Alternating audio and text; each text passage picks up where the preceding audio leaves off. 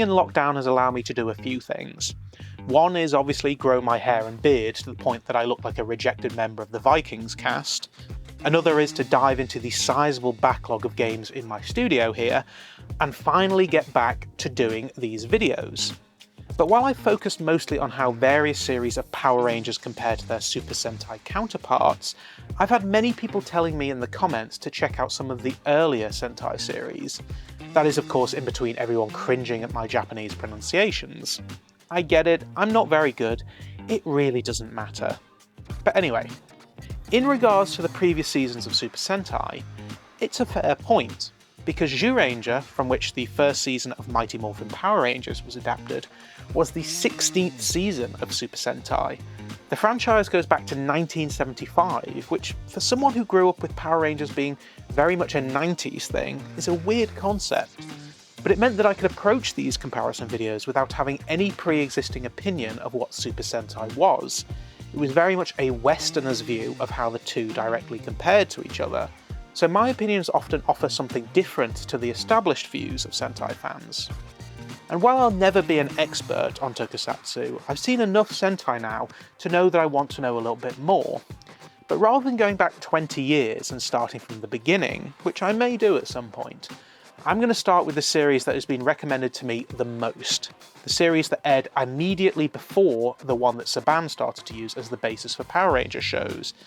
That is 1991's Chōjin Sentai Jetman, which before we even start I'm pretty sure was the design inspiration for Key and Peele's Power Falcons sketch. Now obviously there's no Power Rangers counterpart to this, so we're not comparing it to anything. We're just going to dive straight in and see what craziness ensues, which based on past viewings could be anything. The year is 1990X, and is that a Mega Man 2 reference before we've actually even got started? Actually, to be fair, there is a fair amount of pop culture references hidden throughout the show.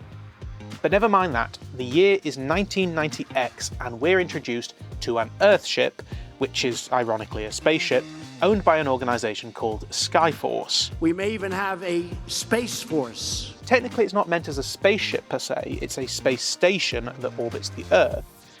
Its intentions aren't exactly clear. The narrator basically says that it's an observation satellite that keeps Earth safe, which is a bit weird to imagine when you could just use a satellite and then a crew on Earth behind a load of monitors, whereas this seems to be more like it's a military ship more than anything, with an entire crew on board in space.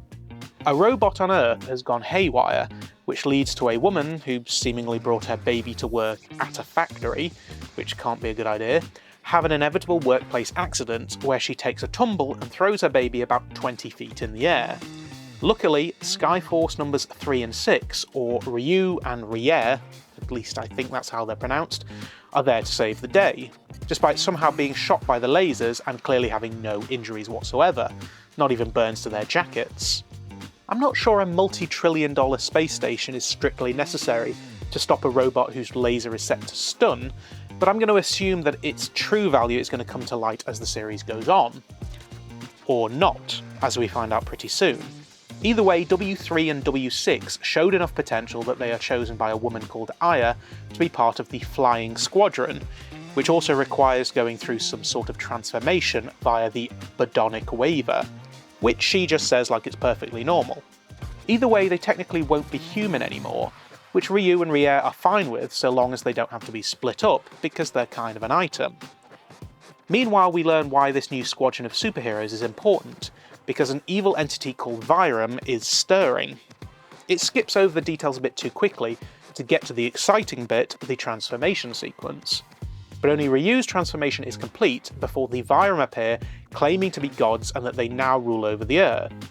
And to prove their strength, Radiguet says he will destroy the Earthship, triggering a mass abandoned ship and Riet getting sucked into space. Damn, this is a kids show and they killed off one half of the cute couple before even 10 minutes into the first episode.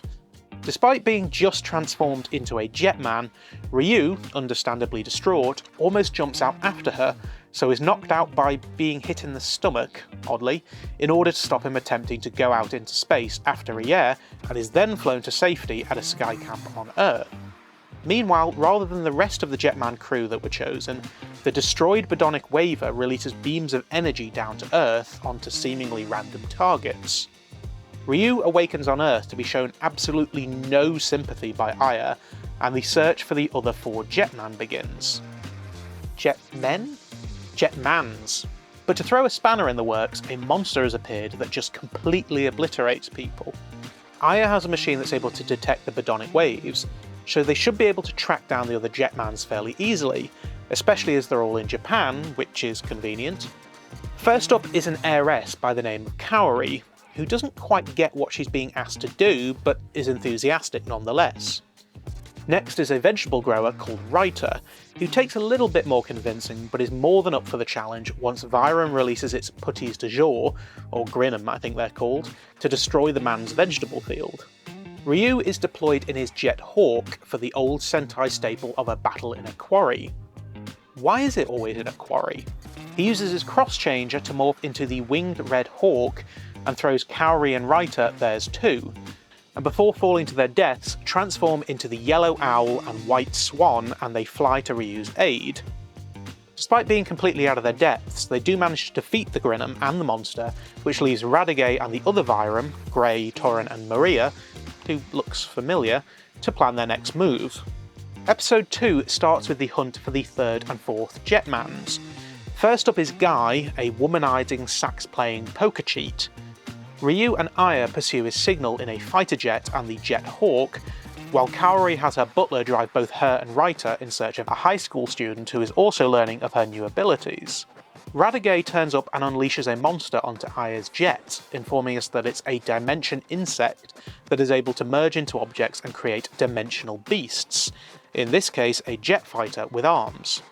Before she can become the later star of an octopus hentai, Aya ejects from the jet and she and Ryu manage to track down Guy, who we just need to point out is undeniably an asshole, and apparently an itchy one at that.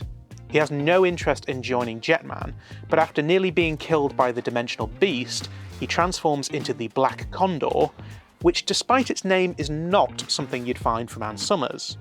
Akko does actually agree to join the fight to save the Earth, but not unless she gets paid 1500 yen for the trouble, which is like $14? Either way, Kaori writes her a check for 10 million yen, because why not? And we finally have our full lineup. Although to be fair to Akka, she does return the money at the end of the episode. A quick blast to the fuel line and the dimensional beast is dealt with, but there's still the monster from the first episode to deal with. Guy, being the asshole that he is, nearly jeopardizes this, but eventually decides to use his blaster and the first proper monster is put away for good. But by the end of the episode he still doesn't want anything to do with Jetman after all. Throughout episode 3, Ryu pursues Guy while Commander Aya, who's a badass by the way, attempts to train Kaori, Raita and Akka to become more adept at martial arts, all while Vyram continue to unleash dimensional beasts because they've now decided that whoever takes down Jetman first is to be their new leader. While he initially continues to resist, Guy eventually, and reluctantly, joins to complete the team once again, and Aya can step up the training to include their new jet machines, the Jet Swan, the Jet Owl, Jet Swallow and Jet Condor. Although Kaori is clearly struggling with the concept of being more than just an heiress, and contemplates leaving Jetman to go back to her old life, she eventually comes around and flees her own wedding after kicking her husband-to-be in the balls, and helps to take down the monster of the week. For it's only when all 5 jet machines come together that they can form the Icarus Hawk. That is, if they need to. Let's face it, up until this point Vyram haven't really seemed like that much of a threat. I mean, we see Grey load his gun with regular rifle bullets, one that would easily rip through any human, yet to a Jetman, even an untransformed one, it's just a few sparks and knocks them off their feet. Either way, Icarus Hawk is able to form a Jet Phoenix, which is able to take down the enlarged forms of the dimensional beasts, which is handy when they start taking on larger forms, like an entire apartment block. Then that leads to Guy want to leave again after he tries it on with Kaori while she's in a wheelchair, due to an earlier training crash in Jet Swan. But she rejects him and he thinks it's because she fancies Ryu, especially when she overcomes the emotional shock that caused her legs to stop working with the help of some encouragement from Ryu. But then to show that she's back to normal, she then just knees Raita in the balls. as a joke, I think.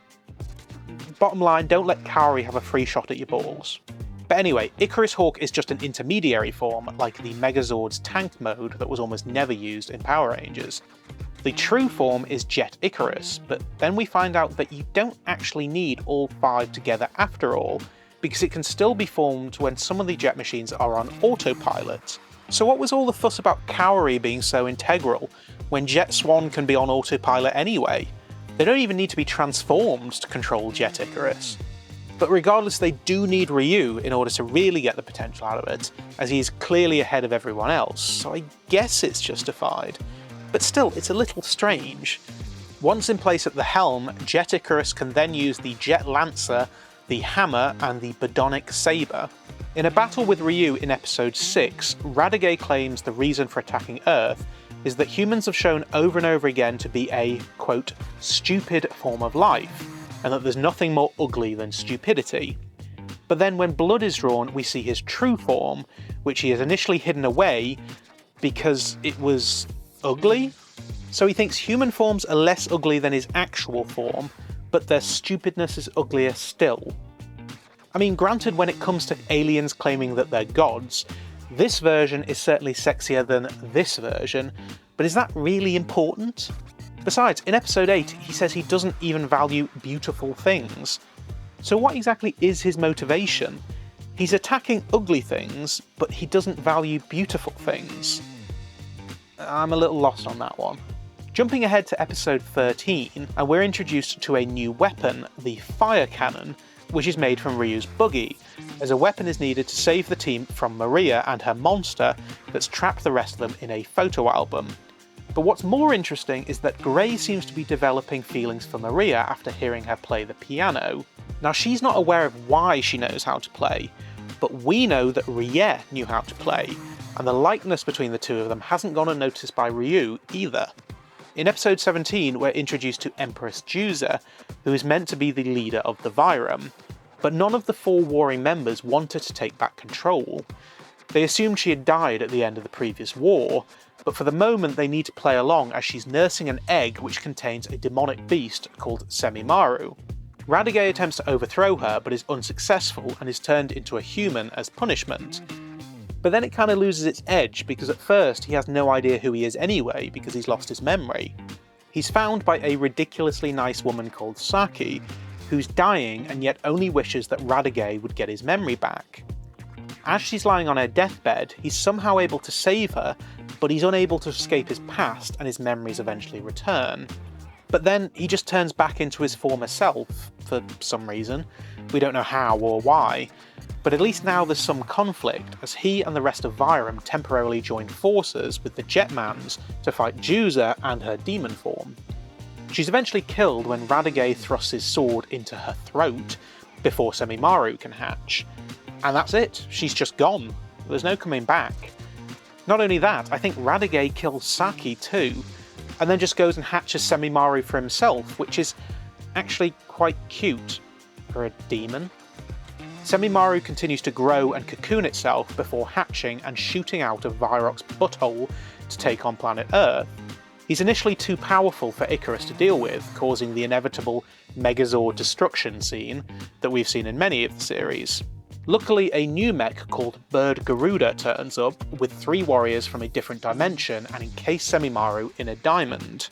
Supposedly their dimension was destroyed by Vyram, which seems a bit odd considering how easily they just managed to take down what is meant to be the strongest devil Vyram has ever produced. Although they're warriors, they don't quite have the same strength on Earth, sort of a reverse Superman, so they created Garuda to help them fight. And there's your gratuitous Japanese upskirt shot. Apparently anything trapped inside the Diamond Blizzard can never be reborn, so I guess it's just a shame that they didn't have that to use as a weapon when their dimension was attacked. Anyway, it doesn't work for very long, so the 3 set out again, transforming Bird Garuda into Jet Garuda. But that also meets a similar fate, so in repairing the 2 robots, they attempt to figure out a way to combine them. But Radiguet appears and kills Rei and Kana, leaving only Dan left to transform and defeat Radiguet. But even he is mortally wounded, so they're not part of this series for very long. The team manages to form Great Icarus, which destroys Semimaru, and then Dan dies too. Seriously, this series is brutal with killing off characters, and quickly too. Although there are 2 others that have survived. These Berserker warriors are only around for 1 episode though, and then they just leave. By episode 25, the Vyram have realised that the dimensional beasts aren't really working, so they switch tactics to also include the DNA of animals, as well as objects, to create the bio-dimensional beasts. It doesn't really change much, but it's used to bring in the obligatory Shadow Rangers that we've seen before, or I suppose after, as this was an earlier series. Meanwhile, we get to the burgeoning romance of Grey and Maria, but again that's put off until later in the series. In episode 30, we get yet more demons brought to Earth by Gorg and Ramon, when Guy offers some of his blood to save Kaori, which then leads Kaori to tell Guy that she loves him, but we know that she doesn't love him. He just carries on flirting with other women only a few episodes later anyway, and he rejects the way she lives because it doesn't really suit his style, and then he storms out on her parents and claims that they're the ones that only judge people by appearance. Kaori says herself that she's just forcing herself to be with him. Although the demons initially claim that they like humanity, and that they're actually humanity's ancestors, it turns out that they only like humanity because they can turn them into pineapples and suck them dry. You know, we're 31 episodes in and this is the first properly mental storyline, so I'd say that's a win. Either way, humans are their food, so obviously they don't want Vyram to destroy them, and in fact, in an attempt to destroy Maria, they actually manage to turn her back into Rier, who is then promptly turned back into Maria for reasons that are way over my head. In the same episode, we get a 3rd robot in Tetra Boy, who is rubbish. He just goes around in circles kicking people in the shins, like a non-entertaining version of Orange Cassidy.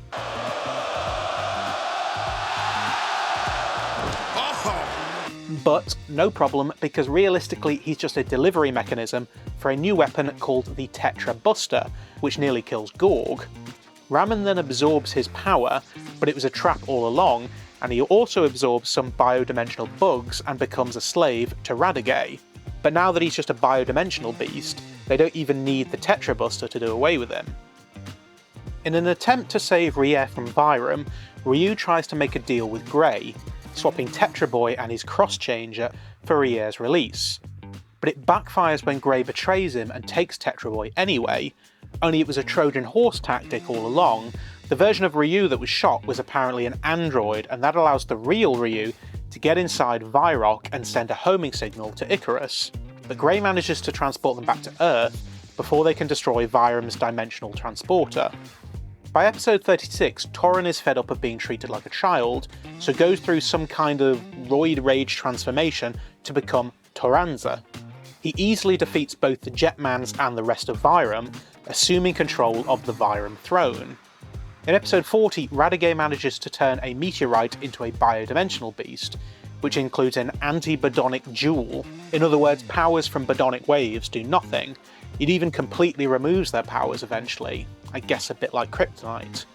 So a general turns up with a team of Neo Jetmen to replace the current team. These were actually chosen to be Jetman due to their skills, rather than the current team that are technically there by accident. Rather than just being exposed to Bodonic waves, these Neo Jetman have Bodonic reactors, either attached to their bodies or implanted in them. I can't quite tell from some of the translations. Either way, it supposedly means that the anti-Bodonic jewel doesn't affect them. They take command and leave the old team on the sidelines, but struggle to get to grips with Jet Icarus, and their reckless commander is willing to just let them die without even attempting a plan B. The Jetman's version 1.0 then somehow managed to pull off a victory, even though they're unable to transform. I assume the Tetra Blaster doesn't use Bodonic waves? Maybe? Or something to do with Toranza removing the beast's heart before being shot? I don't know, your guess is as good as mine. But then, if the heart was the key to surviving the Bodonic waves, then why not just leave it there? Possibly so that Toranza gets the victory when he revives the beast? I don't know. The internal Vyram politics here gets a little bit confusing, but regardless, the new generation of Jetmen take control of the operation as they actually have their powers. Only when the revived beast attacks again, all of a sudden they're not so effective anymore. Again, I'm not really sure why. So they decide to transfer enough Bionic energy from their reactors to the original team, which in turn will cause them to lose their powers. Only they have reactors built into their bodies, so why do they lose their powers? Besides, the new commander was pretty clear that they were all replaceable, so could they not just get new reactors if the old ones are depleted, making a team of Jetman that's double the size of the current one? If they could just be manufactured, why not have two teams? Or just give the old team some reactors too? I mean, they're all there, they're all trained, and the reactors are apparently replaceable. Plus, we've already established that you don't even need to be transformed to handle the robots, and there are multiple robots to control. I mean, even Commander Io takes control of Garuda at one point, and she's awesome at it too. So where do the Neo Jetman go after this? And why is it that the new Bionic energy that the original team receives suddenly now makes them immune to the anti-Bionic duel? Because they don't have any reactors attached to them or anything, they've just had the powers restored, and the duel is by its nature anti-Bionic, so they should have their powers destroyed again unless they're given reactors, or that the duel is just destroyed somehow. Honestly, this series just introduces so many new elements and then just drops them after 1 or 2 episodes without even attempting to explain them. It's not that the episodes are bad, it's just impossible to follow. In some of the later episodes, the emerging love story between Maria and Grey becomes more complicated, with Ryu trying to bring back Rier, and also another robot developed by Taranza, called G2, becoming infatuated with Grey, only things don't end too well for him.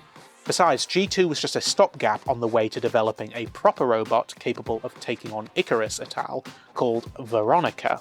Despite the not very scary name, Veronica sucks the life force out of humans to use them as fuel.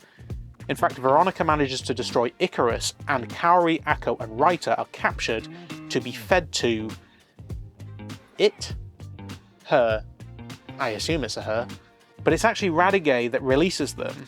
He turns his back on Taranza and refuses to see Jetman lose to anyone but himself.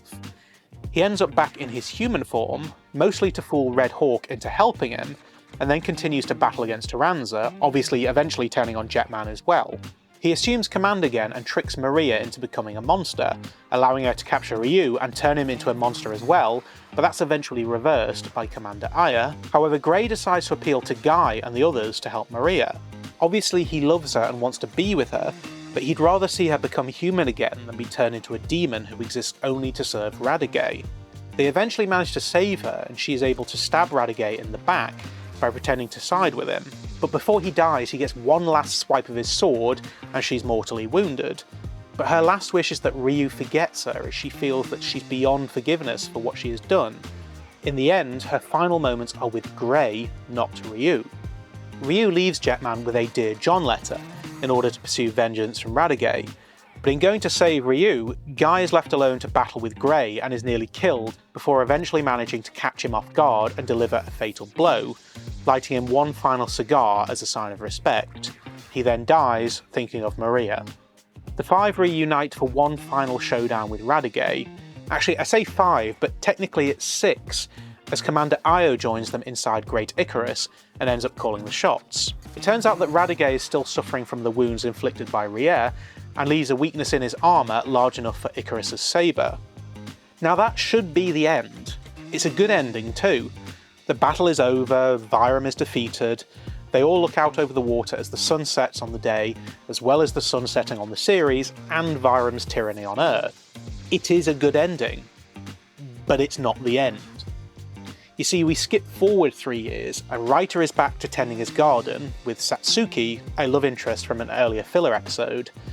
Akko is now a professional singer, again a throwback to an earlier episode, and Kaori is getting ready for her wedding, but this time with Ryu. I mean, at least it's not Guy, but really? Ryu and Kaori get married? I mean, I know it's Rier's final wish that he move on, but in episode 48, Ryu is still pining for her, even holding her a birthday party, cake and all, despite the fact that she's still Maria at that point. Then he even confesses his undying love for her, while she's already half transformed into a demon. Then he has to watch her die all over again, but then only a couple of years later he's already marrying Kaori. Why? I don't understand. But not only that, Guy, who's supposed to be a nice guy now, which is hard to believe, now seems to be happy for the lovely couple, stops off to buy a bouquet and is stabbed after chasing down a purse snatcher. He does actually make it to the wedding despite this, and the two manage to snap a picture, hiding the fact that he's been stabbed. Even Rier's spirit shows up briefly. And it's an ending. I guess it does wrap things up a bit, but I'd argue it's not as good as if they just made the battle last a little longer and then end it on the literal and metaphorical sunset, then leave everything else to the imagination. But, again, that is still technically not where it ends.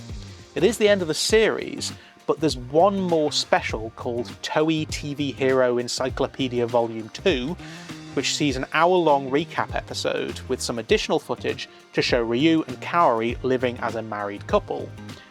But it's weird because the production quality is very different. It feels more like it was shot by a soap opera crew, and Kaori, despite being stinking rich, as in rich enough that in one episode she's able to get her butler, who had dedicated his life to serving her by the way, to go out and buy all the diamonds in Tokyo on a moment's notice, is now just a middle-class housewife. What happened? Did her parents not approve and cut her off or something? Despite seemingly being willing to accept Guy? I mean, if you're going to do a recap episode, then that's probably something you want to cover. I realise this was probably done on a shoestring budget, but you can at least retcon it in dialogue or something.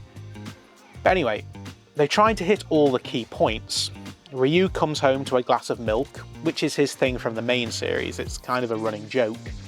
Writer has sent them a package of his vegetables, and so on. And we essentially go into a clip show that explains everything that I've been explaining here, but in a much less cynical way.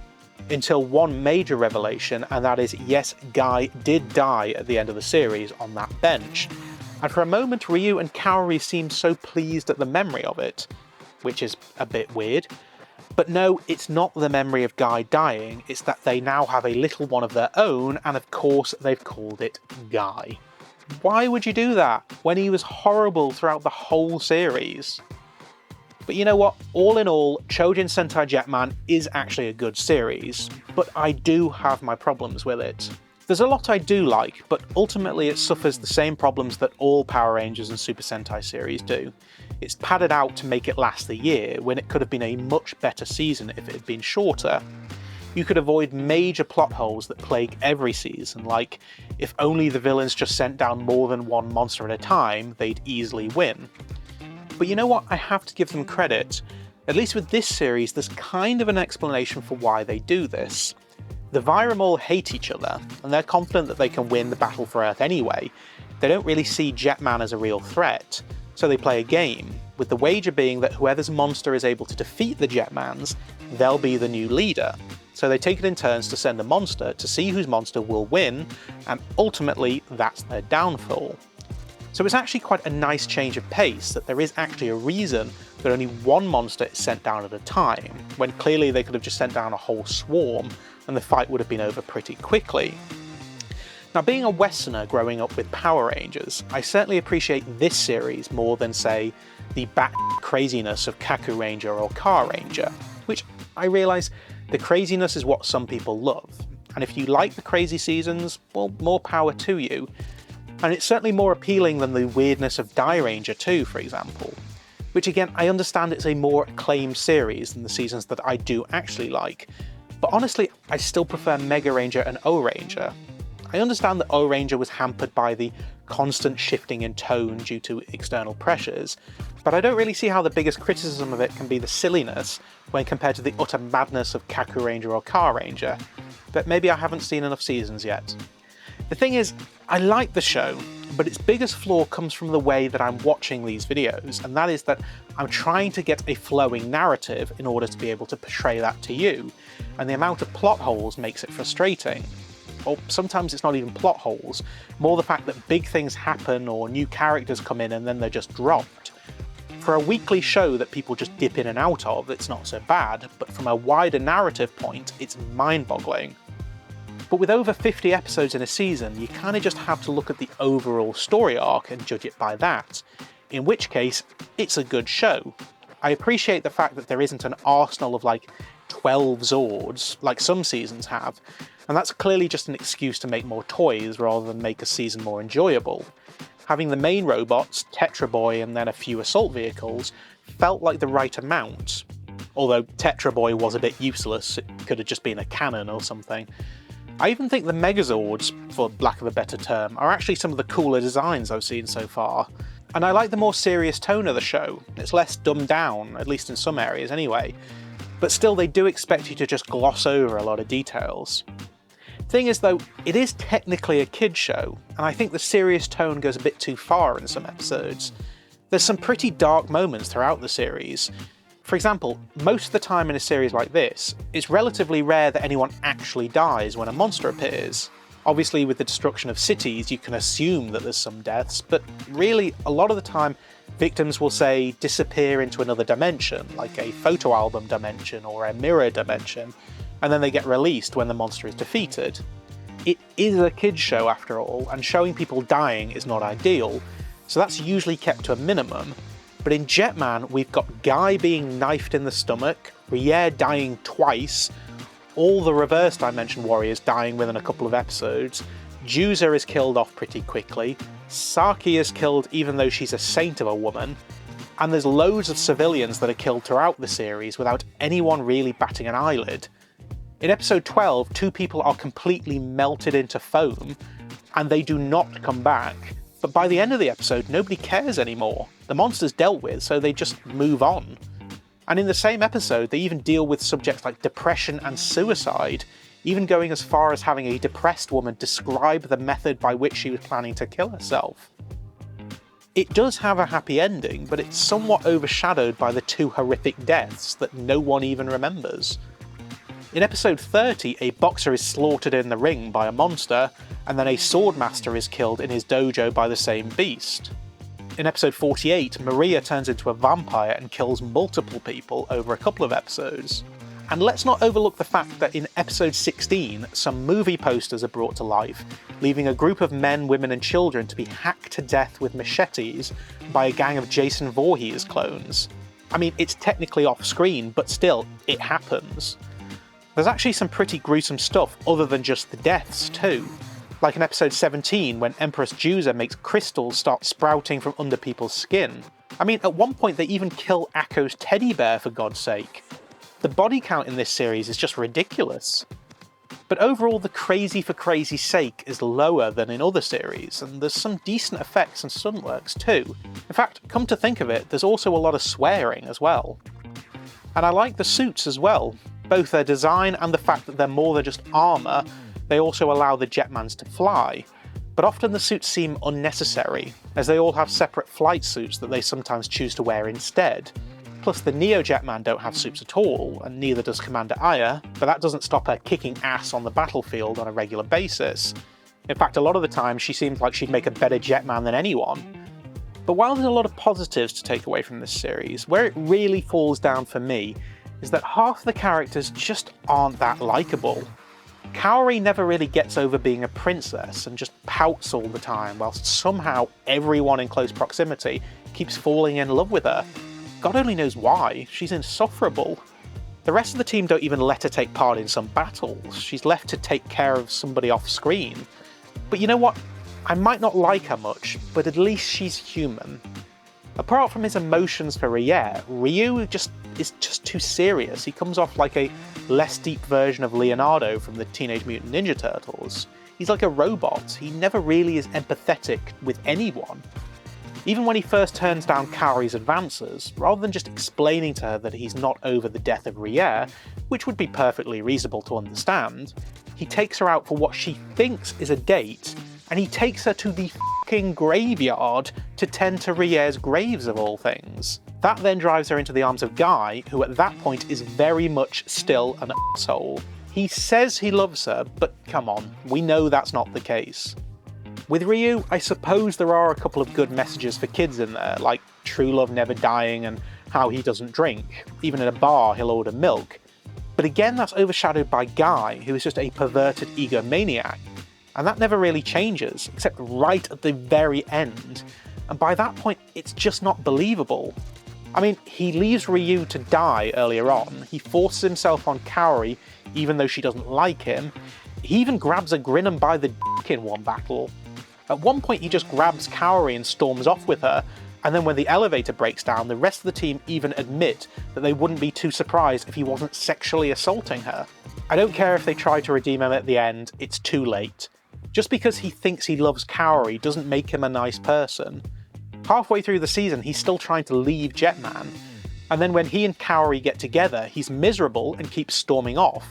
Even Raita fancied Kaori at one point, but he just got over it, buried his feelings by eating too much food, and did what was best for the rest of the team by letting it go.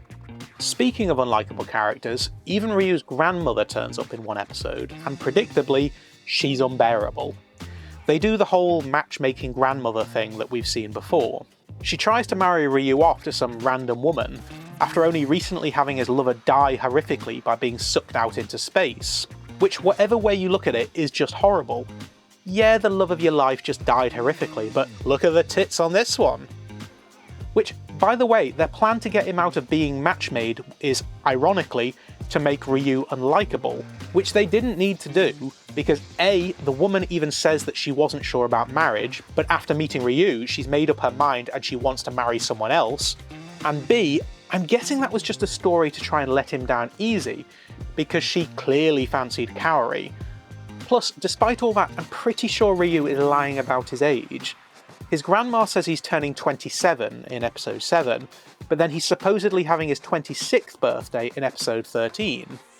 Actually, to tell you the truth, Akko and Raita are nice characters. I would have liked to see more of them, but we don't really see too much of them in the main story arc. They're mostly side characters to the Ryu, Kaori, Guy love triangle. Their characters are only really explored in some filler episodes, like Akko being stalked by a pot noodle collector and Raita being scared of tomatoes. Oh, and Raita falling in love with his childhood friend too, but that's about it, which is a real shame. Arguably, Gray is the most interesting and well-rounded character in the show, but he's just wasted for half of the season. Literally. You just see him downing brown liquor and smoking cigars while brooding over piano music.